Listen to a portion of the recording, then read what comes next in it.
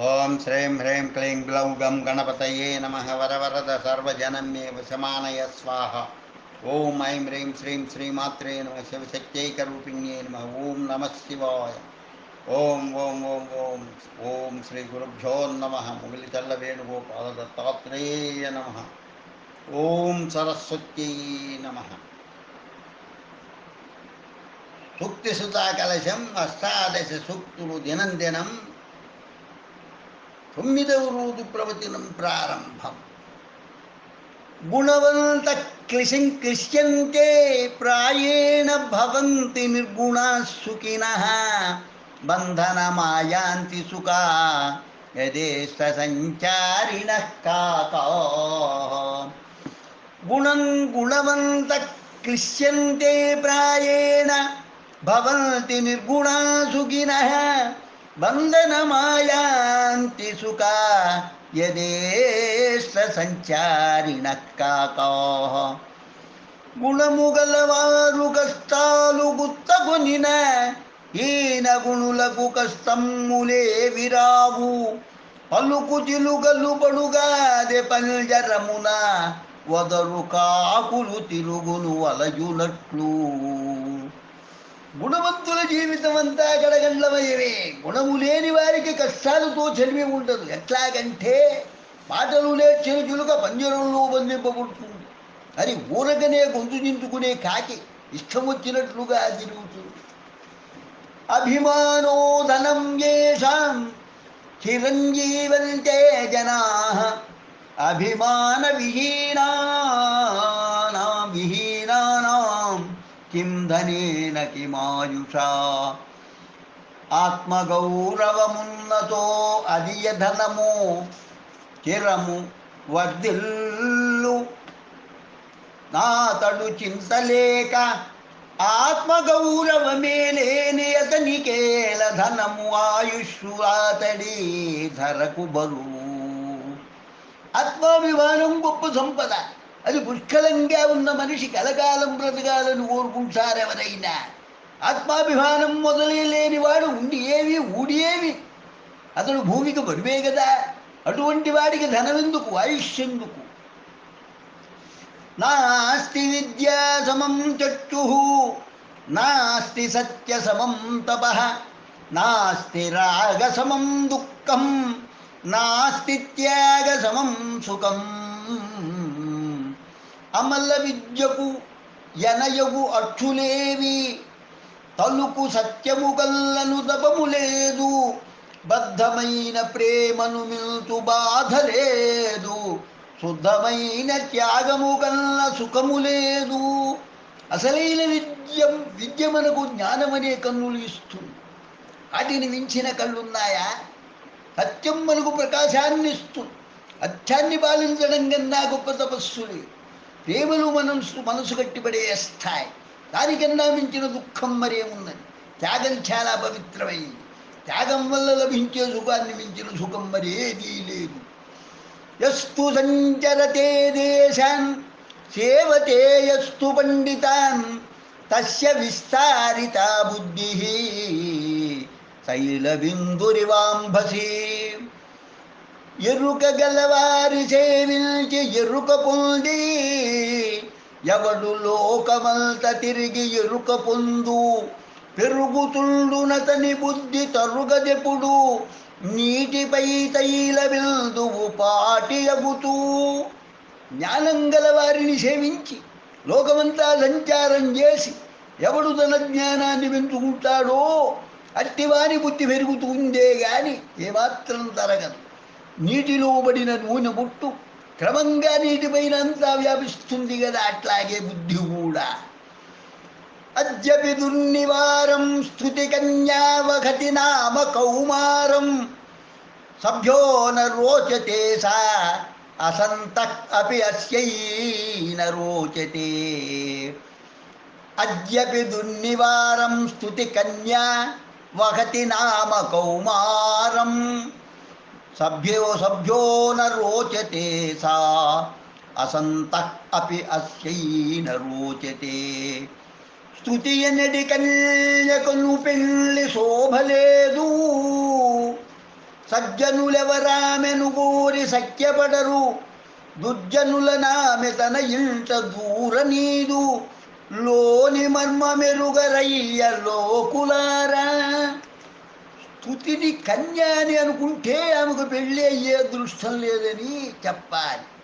ఎందుకంటే తెలిసిన పెద్దలు స్తుతికి లొంగరు, మరి తెలియని మూర్ఖుల్ని స్తుతి ఇష్టపడదు. ఇంకెలా స్తుతికి పెళ్లి జరుగుతుంది? ఈ మాటల్లోని అర్థాన్ని లోకం తెలుసుకోవలసిన అవసరం ఉంది. ఆలోచిస్తే అర్థం బోధపడుతుంది. కుసుమం వర్ణ సంపన్నం గంధం హీన నశోభతే, నశోభతే క్రియాహీనం మధురం వచనం తదా. మాటగారితనము మంచిది కాదయా, చేసి చూపు నేర్పు వాసికెక్కు, వన్నె ముచ్చటగుతు వాసన లేనట్టి పువ్వునెవరు గోరి ముడుచుకొంద్రు. ఆటగారితనం ఒకటి ఉంటే సరిపోతుందా? కొంతవరకు ఉపయోగపడుతుందేమో. కేవలం మాటలకే పరిమితం కాకుండా చెప్పిన దానిని చేసి చూపగల నేర్పుకు మంచి గుర్తింపు వస్తుంది. పువ్వుకు కనువిందు చేసే రంగు ఉన్నంత మాత్రాన సరిపోదు, దానికి సువాసన కూడా తోడైతే కోరి మరీ తల్లో తొడుముకుంటారు. ఉత్సాహో బలవానార్య నాస్తుత్సాహాత్ పరం బలం, సోత్సాహస్య చ లోకేషు నకించిదపి దుర్లభం. ఉత్సాహమే బలమగునిల, ఉత్సాహము గల్ట బలము ఉర్వినిలేదే, ఉత్సాహము గలవానికి ఉత్కృష్టము కావవేవి ఉర్వీక్రియలను. ఉత్సాహమే బలం, దాన్ని మించిన బలం లేదు లోకంలో. ఉత్సాహం ఉన్నవాడికి అసాధ్యమని విడిచిపెట్టదగిన పని అంటూ ఉండదు ఈ భూమి మీద. యస్య నాస్తి స్వయం ప్రజ్ఞ శాస్త్రం తస్య కరోతి కిం, లోచనాభ్యాం విహీనస్య దర్పణః కిం కరిష్యతి. స్వీయ దిశన లేక విలువయే శాస్త్రము, దాని చేతనరుడు ధన్యుడగునే. కళ్ళు లేని వానికద్దమ్మునొసగిన దానవానికేమి తనరు ఫలము. స్వయంగా తాను ప్రతిభావంతుడు కాకపోతే నేర్చిన శాస్త్రానికి విలువేముంది? శాస్త్రజ్ఞానంతోనే మనిషి ధన్యుడు కాగలడా? కళ్ళు లేని వాడికి అద్దం ఇచ్చి ప్రయోజనం ఏమిటి? తెలివి అద్దం లాంటిది, నిన్ను నీకు చూపిస్తుంది, లోకాన్నంతా అద్దంలో చూపుతుంది. వ్యాయామాద్రవతే స్వాస్థ్యం దీర్ఘాయుష్యం బలం సుఖం, ఆరోగ్యం పరమం భాగ్యం స్వాస్థ్యం సర్వార్థ సాధనం. వ్యాయామం మొనరిల్చిన ఆయువు వర్ధిల్లు, బలము నలము కొనులుగా ఆయువు స్వాస్థ్యమే సంపద. ఆయుధ్యే ఉన్న సర్వమార్జితమిలలో. నిత్యము వ్యాయామం చేయడం వల్ల బలము, సుఖము, దీర్ఘాయుష్యు, రాజ్యం లభిస్తాయి. ఆరోగ్యాన్ని కలిగి ఉండటం నిజంగా గొప్ప అదృష్టం. ఆరోగ్యం అంటే అన్నీ ఉన్నట్లే, చీకు చింత లేకుండా బ్రతకవచ్చు. విషాదప్యమృతం గ్రాహ్యం అమేధ్యాదపి కాంచనం, అమిత్రాదపి సద్వృత్తం బాలాదపి సుభాషితం. అమృతమందవత్తు ఆలాహలము నుండి కంటనున్న పసిడి గొంట సబబే. శత్రువైయువాని సద్వృత్తమును గుంట బాలసూక్తి గొనుట పాటియగును. విషంలో ఉన్న మునుదాన్ని తీసుకోవడానికి భయపడకూడదు, మల్లెల్లో ఉన్న బంగారాన్ని తీసుకోవచ్చు. పగవాడి నుంచైనా చక్కని నడవడికను యుక్తిగా నేర్చుకోవాలి. అట్లాగే బాలల నోట వెలువడిన మంచి మాటను వినడంలో తప్పు లేదు, మనకు తక్కువ కాదు. పిండే పిండే మతిర్భిన్న కుండే కుండే నవంపయ. జాతౌ జాతౌ నవాచారా